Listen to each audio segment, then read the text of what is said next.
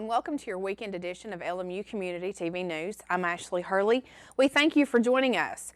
Former Lincoln Memorial University men's assistant basketball coach, former Claiborne County School Board member, and father of country superstar Kenny Chesney spent the night in jail Tuesday night. 72-year-old Dave Chesney was arrested and charged with aggravated assault and vandalism following an alleged altercation with his neighbor. The report from the Claiborne County Sheriff's Office states that Chesney allegedly struck the victim numerous times on the right side of the face using his fist. He also allegedly struck the victim in the left arm with a golf club. The vandalism charge stems from Chesney allegedly knocking the victim's sunglasses off of his face and stomping on them with his foot. Chesney was transported to the Claiborne County Jail. Sergeant Eddie Hurley is the arresting officer and was assisted by deputies Josh Fields and Dwayne Napier. Chesney is currently facing an upcoming court date. A constable's patrol car appears to have been set on fire late Sunday night in the parking lot of Wilderness Trail Manor, an apartment community for seniors just outside of Pineville. The car was parked in front of the main doors, and the fire was noticed soon after it started, just after 1 that morning. The car's damage is beyond repair. Constable Larry Mills says it was spotted quickly on the security camera, but there was no chance to save the vehicle. Mills has been a constable for 25 years and says nothing like this has happened to him before. He is now totally without transportation and hopes people from the community will assist him in getting a new vehicle. Anyone who would like to help Mills find a suitable vehicle or would like to donate funds can contact Carolyn Gambrell at Gambrell's Food Mart in RJ or call 606-337-9902. A police report was made with the Pineville Police Department, and an arson investigator from the Kentucky State Police is called in. Lincoln Memorial University College of Veterinary Medicine welcomed 100 new students from 26 different states into the class of 2019. 25% of the students in the class of 2019 come from the Appalachian region. LMU's College of Veterinary Medicine is one of only 30 veterinary colleges in the United States and one of only 2 in the state of Tennessee. One of the 100 new students offered seats into the class, 17% are male and 83% are female, with the national average being 20% male and 80% female. The students will pursue a 4-year course of study leading to the Doctor of Veterinary Medicine degree. The first 2.5 years of the curriculum will take place on the campus, with the last semesters of the study occurring off campus at clinical sites. The students will attend lectures within the Hamilton Math and Science building on the LMU main campus and learn hands-on veterinary techniques at the 700-acre DeBusk Veterinary Teaching Center in Ewing, Virginia. And we do want to wish all of the students the best of luck. Lincoln Memorial University has been named a finalist for a Humana Community Grant worth $350,000. To tell us more about the Humana Community Grant, here is Director of Public Relations and Marketing, Kate Reagan. I'm not exactly sure how we were chosen as a finalist, but we feel very lucky to be a finalist with some other very worthy causes. As a community grant, you know, we're selected. There's a lot of great causes in the community.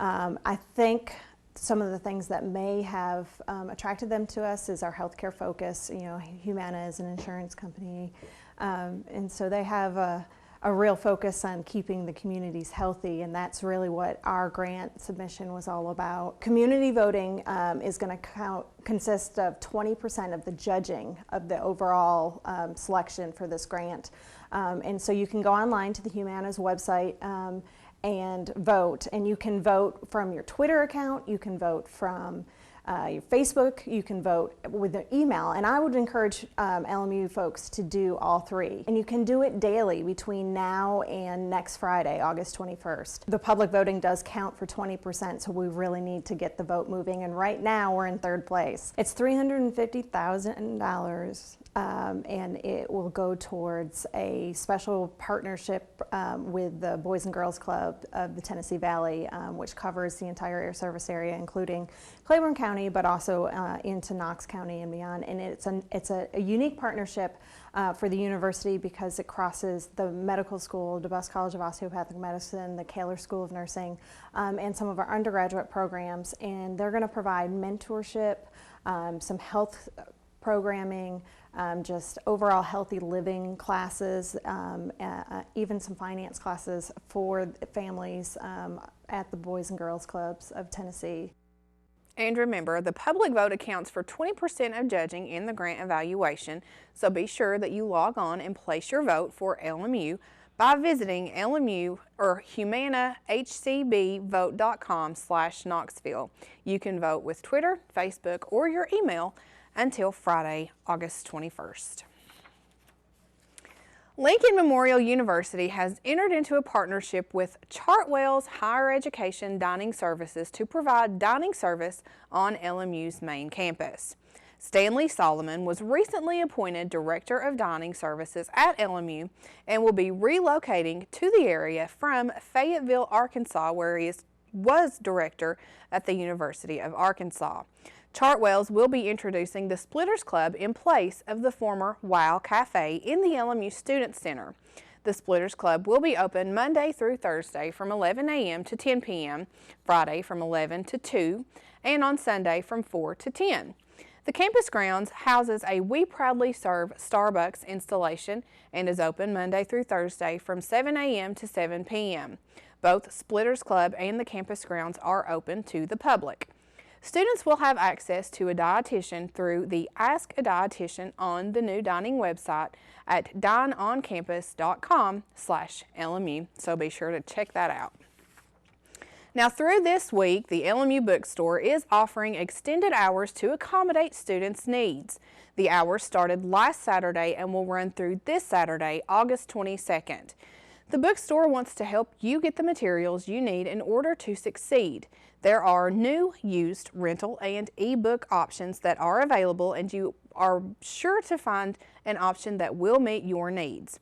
You can contact the bookstore at 423-869-60 or 6309 or stop by the store located on the first floor of the Student Center on the main campus of Lincoln Memorial University. Well, be sure that you stay right here after the break because Adam Haley is bringing you the preview of the Cumberland Gap Panthers football program and where you can catch high school football coming up this Friday night. That and more right after the break. She couldn't wait. She had imagined the day for as long as she could remember. The anticipation had been building. The shopping, the dress, the jewelry. Celebrating with her friends would be the sign that they had finally made it. Only she didn't make it.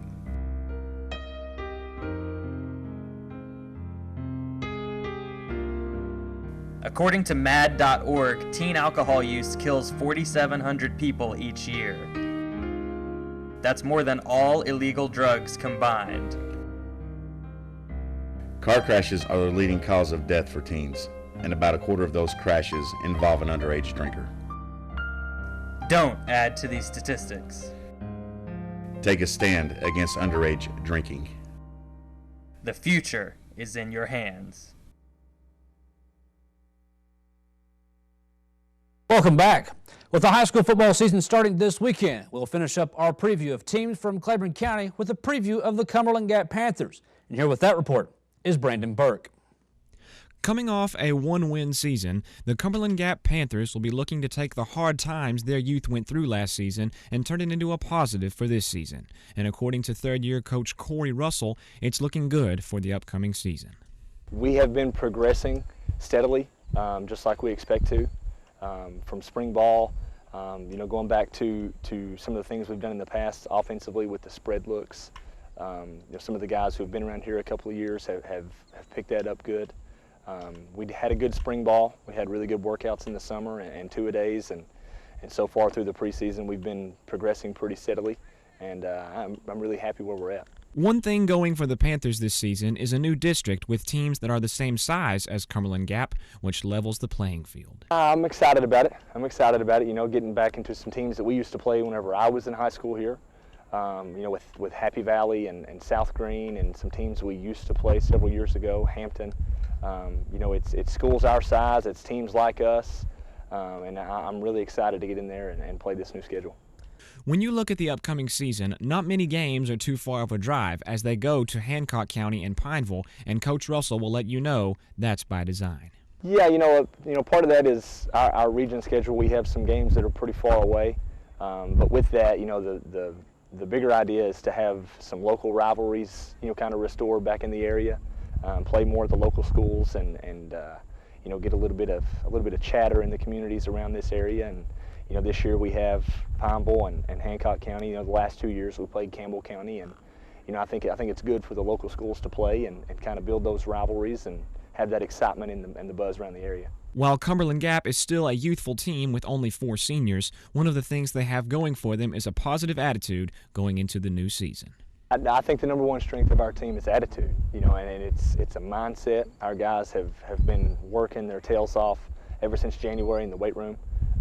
You know, we've come out and we've had great practices back to back, you know, all summer long, and have really been taking strides forward and building the momentum leading up into the season. And I think our overall mindset and attitude is our number one strength. The Panthers know, coming off last season, not many teams around East Tennessee will be looking for them to make some noise, but that's how they would prefer it. Cumberland Gap starts the season on the road on August 28th in Sneedville, Tennessee, taking on Hancock County. Reporting for LMU Community TV Sports, I'm Brandon Burke.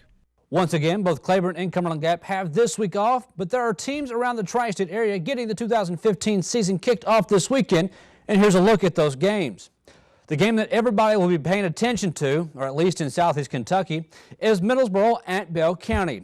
The Bobcats will finally get to play a game on the new artificial turf installed on Log Mountain, while Middlesboro looks to make it 3 in a row against their rivals. Staying in Kentucky, Pineville will start the season on the road in Hazard. Hazard has won the last 10 meetings between the two. In Tennessee, Gibbs is on the road at Campbell County.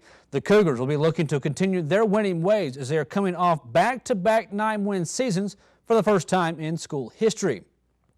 Jellicoe is at Hancock County in a game that both teams would like to win.